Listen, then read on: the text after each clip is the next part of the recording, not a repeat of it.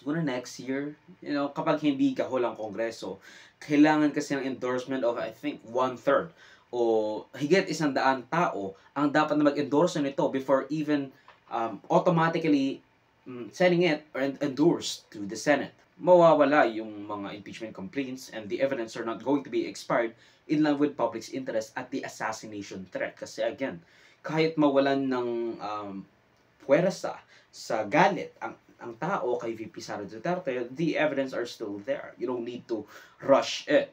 Idagdag mo pa si dating presidential spokesperson Harry Roque na nasa Abu Dhabi, UAE na gustong mag-mount ng EDSA 3 matapos ang crash out ng kanyang manok na si Sara. I mean, of course, the supporters na nandoon sa EDSA na nagpaprotesta ay kulang-kulang. Pero alam mo kung bakit?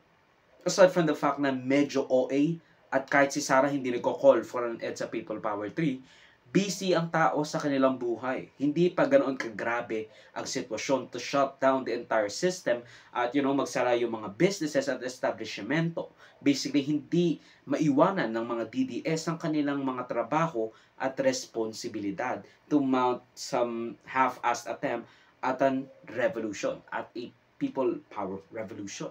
Now, he said wala na siya doon and was only there back on the 29th of November at hindi na kailangan ang clarificatory hearing kasi para malaman na nandito ka nga sa Pilipinas.